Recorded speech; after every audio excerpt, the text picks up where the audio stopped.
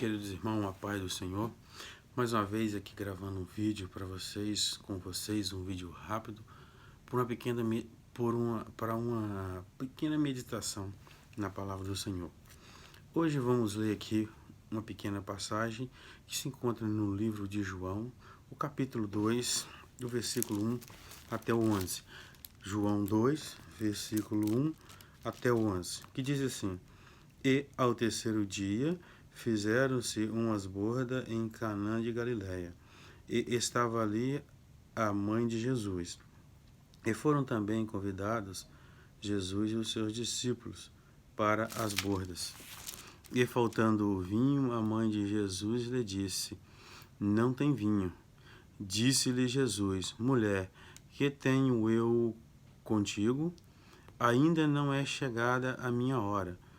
Sua mãe disse aos empregados: Fazei tudo quanto eles vos disser.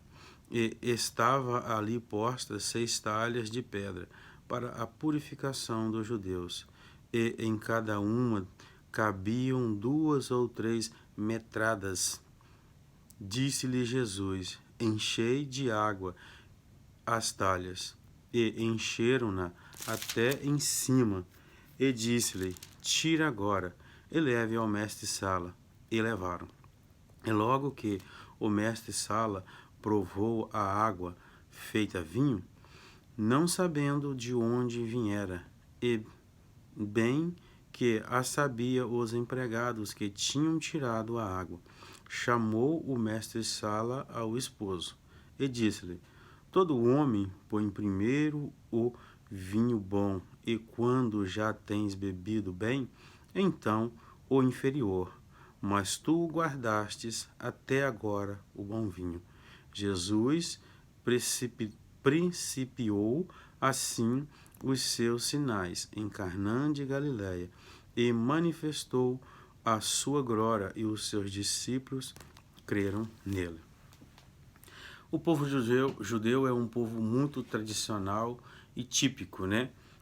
E nos seus casamentos eles têm a tradição daquelas pessoas que são mais abastadas, mais cheias do dinheiro, dessas festas durarem por 1, 2, 3, 4 dias ou mais, às vezes até 1, 2 ou 3 semanas.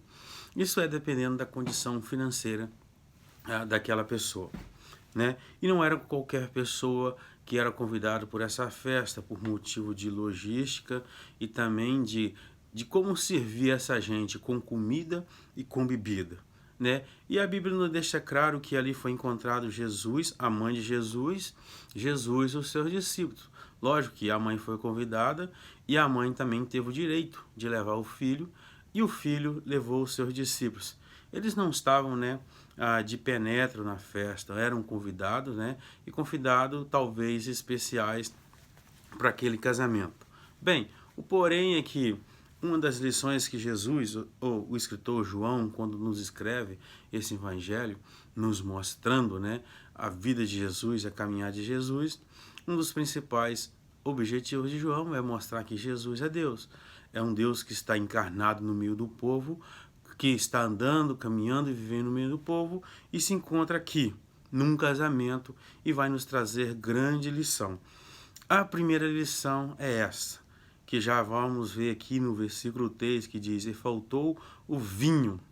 Ou seja, esse povo se preparou por um bom tempo, juntou, administrou ali uma quantidade de dinheiro, ou já era um povo rico, já separou aquilo que ia, que não podia gastar, mas nós vimos que os recursos não são suficientes para suprir as nossas necessidades. Mesmo que fosse um agente que tivesse muito dinheiro, de uma boa colocação, de uma boa posição na sociedade, que tivesse ali abastança, que tivesse cash, ouros, prata, diamante, mas o recurso deles, os planos deles, aquilo que eles planejaram, que eles pensaram, que almejaram para aquela festa do casamento, para os seus filhos, não foi necessário, né? As nossas abastanças, o lugar que nós moramos, aquilo que nós temos, a nossa conta bancária, ela vai chegar a um determinado momento, vai passar. Assim como o nosso porte físico, a nossa beleza, isso tudo vai passar. A riqueza também, ela passa passa em determinada circunstância, ela não é suficiente. Ela não é capaz de, por assim dizer, suprir a nossa vergonha. Pense esse povo, ficando sem bebida. O vinho era motivo ou um símbolo, né? A própria diz em provérbio e também em provérbio vai nos dizer que o vinho é um símbolo de alegria, o vinho traz alegria. Por esse momento, por assim dizer, a alegria desse povo então acabou. Se acabou o vinho, então não tem mais alegria. Ou seja, o dinheiro naquele momento, naquela determinada circunstância, ele não estava sendo suficiente para suprir a necessidade desse povo. E também vai nos mostrar que a Jesus, nós temos um chamado especial com Jesus. E que quando nós vamos passar ou atender aos pedidos de Jesus, foi o que a mãe de Jesus disse: olha, faça tudo o que ele mandar. Nós como os cristãos, nós como os crentes, nós temos que viver e fazer a vontade de Jesus. Só que a vontade de Jesus, ela pode causar-nos alguns transtornos, ela pode nos causar até mesmo vergonha. Pense nessa situação desses homens foram chamados para pegar essas talhas. Essas talhas, né, a história, fatos históricos nos diz que eram pedras que eram trabalhadas por fora e por dentro, era feita uma espécie de oco numa pedra, não era algo feito de couro, ou uma cumbuca, ou de madeira, ou de argila, de barro, alguma coisa assim. Era essa talha, era alguma coisa feita em pedra. Imagine isso vazio, já era pesado. Imagine com água dentro, cheia até a tampa. Se tornava muito mais pesado ainda.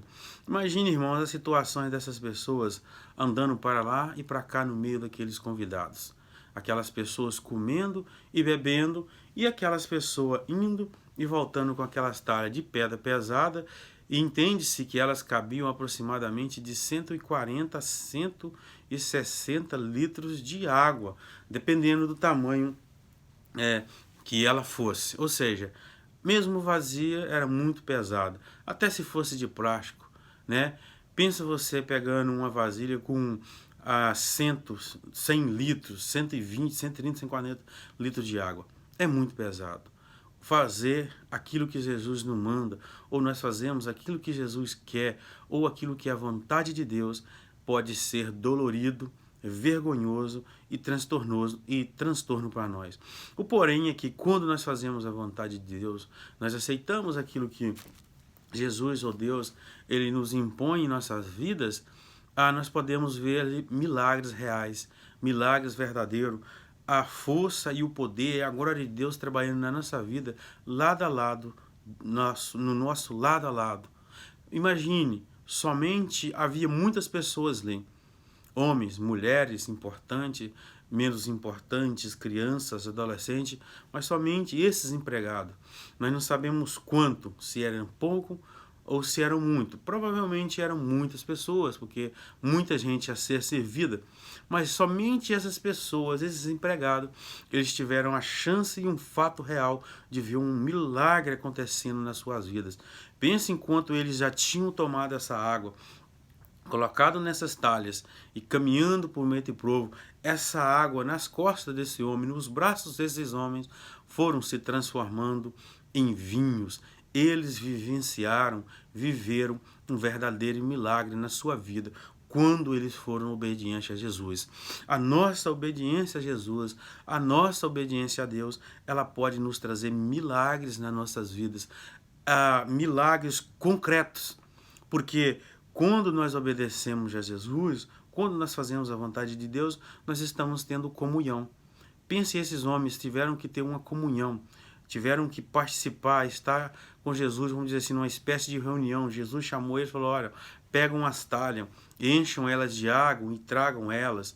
Depois eles trouxeram a talha e falou: toma, enche as taças, enche as vasilhas e levem até o mestre sala. Ou seja, para esses homens fazerem a vontade de Deus, para esses homens fazer a vontade de Jesus, naquele momento, naquela hora, foi preciso ter uma comunhão. Ou seja, quando eu busco fazer a vontade de Deus, quando eu busco fazer a vontade de Jesus, eu estou na presença dele. E quando eu estou na presença de Deus, eu estou fortalecendo uma comunhão.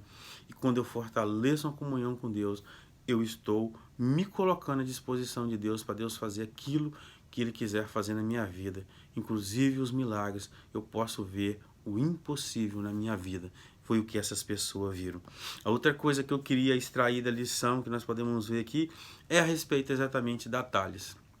Nós vamos ver que esse povo judeu é um povo religioso demais. Ele cumpre ali, né, a religiosidade, né, obrigações como religioso, os seus costumes, as suas tradições. Eles tinham esse costume de se lavar pé, lavar mão, lavar rosto, lavar o talher antes de comer. Então nós vamos ver que ele é um povo religioso demais, cheio de costume, cheio de tradições, até um povo idólatra, cheio de idolatrias. Idolatrias que não levavam eles a lugar nenhum. Zeloso demais, cuidadoso demais com determinadas coisas, mas com as coisas de Deus não. Como Paulo disse que os fariseus, ele mesmo, né, era um fariseu zeloso demais com a religião, mas o nosso muito zelo com a religião, ele muitas das vezes não quer dizer que nós temos comunhão com Deus. E essa religiosidade também, tanto quanto a abastança, tanto quanto a riqueza, ela também nos mostra aqui que ela também não é suficiente para suprir as nossas necessidades, aquilo que nós precisamos. Se esse cuidado, esse todo zelo fosse suficiente, esse povo não ia passar por essa vergonha de ficar sem o vinho. Ficar sem um vinho, eles corriam um risco até de ser processado, de ser levado a juízo, né, por aquele ato que tinha acontecido ali. Ou seja, a nossa religiosidade, nós somos religiosos, muitas das vezes. Nós somos até idólatras, né? Temos crucifixos em casa, imagem de alguma coisa. Tem pessoas que idolatram a esposa, a mulher que idolatra o marido, pais que têm os seus filhos com ali ídolos dentro da sua casa, outros idolatram o dinheiro, imagens e escultura. Todos nós, né, mantém a Bíblia ali em determinado versículo ou em determinado livro, ou seja, é uma espécie de ídolo, de idolatria. Confiamos naquilo, muitas das vezes, mas não confiamos no Senhor. Infelizmente, todos nós podemos, se nós vacilarmos, nos tornar idólatras. O presbiteriano pode se tornar um idólatra, o batista pode se tornar um idólatra, o luterano pode se tornar, o católico é idólatra, os pessoal das igrejas, das assembleias de Deus ou da missão, qualquer uma. Se nós vacilarmos nas nossas vidas, nós podemos nos tornar religiosos demais e com isso nos tornarmos um idólatra de alguma coisa. E Jesus veio para nos mostrar que não importa a circunstância, nem o momento, é Jesus, é Deus, Ele que é suficiente na nossa vida, porque nós podemos nos preparar, devemos nos cuidar, devemos fazer projetos, devemos olhar para o nosso futuro, né? Querer garantir um futuro melhor para nós, para os nossos entes queridos, mas nunca nos esquecendo que o único que é capaz de suprir as nossas necessidades, aquilo que nós precisamos, e nós não sermos envergonhados na corrida da vida em que nós estivemos aqui, é Jesus. E hoje que é um dia especial para nós, povo do mundo, povo de Deus, sejamos os gentios, ateus, os judeus e os cristãos, é a Páscoa. Nós sabemos que a Páscoa é um dia que traz uma simbologia muito especial para a nossa vida. Não a simbologia que o mundo trouxe para nós, a simbologia do capitalismo, dos chocólatras, dessa coisa toda de brincadeira, de catar ovo no fundo do quintal, né? Que as pessoas façam isso por tradições ou por costumes, né? Nada contra, mas nós acabamos por colocar outras culturas, outras tradições de povos que muitas das vezes nem é o nosso povo, nós acabamos por desviar, né, da verdadeira intenção e daquilo que realmente é a Páscoa do Senhor. Porque nós sabemos, irmão, E lembramos bem que quando o povo de Israel estava lá no Egito, né, na véspera deles sair, qual foi o pedido de Deus?